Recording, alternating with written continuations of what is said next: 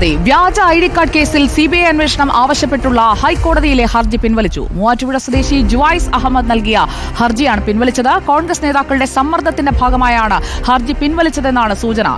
ശ്യാം ദേവരാജ് നൽകും കൂടുതൽ വിവരങ്ങൾ. Good evening Shyam Devaraj. ഹൈക്കോടതിയിൽ നൽകിയ റിട്ട് പിൻവലിച്ചത് എന്തുകൊണ്ടാണ്, ആര് പറഞ്ഞിട്ടാണ് എന്നതാണ് ഇപ്പോൾ വ്യക്തമാകുന്നത്.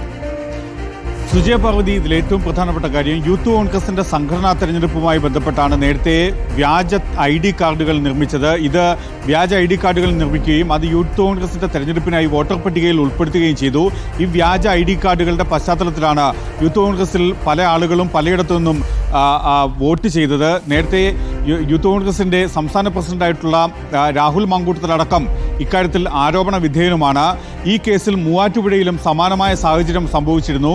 ഇതിൽ തൻ്റെ അനുമതിയില്ലാതെ തൻ്റെ വ്യാജ ഐ ഡി കാർഡ് നിർബന്ധിച്ച് യൂത്ത് കോൺഗ്രസിൻ്റെ സംഘടനാ തെരഞ്ഞെടുപ്പിന് വേണ്ടി ഉപയോഗിച്ചുവെന്നായിരുന്നു മൂവാറ്റുപുഴ സ്വദേശി ജുവൈസ് അഹമ്മദ് നൽകിയ പരാതി. ജുവൈസ് അഹമ്മദ് യൂത്ത് കോൺഗ്രസിൻ്റെ പ്രവർത്തകനാണ്. പക്ഷെ തൻ്റെ അനുമതിയില്ലാതെയും നിയമവിരുദ്ധവുമായാണ് ഈ ഐ ഡി കാർഡ് നിർമ്മിച്ചതെന്നായിരുന്നു ജുവൈസ് അഹമ്മദിൻ്റെ പരാതി. ഇക്കാര്യത്തിൽ CBI അന്വേഷണം ആവശ്യപ്പെട്ടും നിലവിൽ നടക്കുന്ന പോലീസ് അന്വേഷണം, ക്രൈംബ്രാഞ്ച് അന്വേഷണം മതിയായതല്ല എന്നും കാട്ടിയായിരുന്നു ജുവൈസ് അഹമ്മദ് നേരത്തെ ഹൈക്കോടതിയെ സമീപിച്ചത്.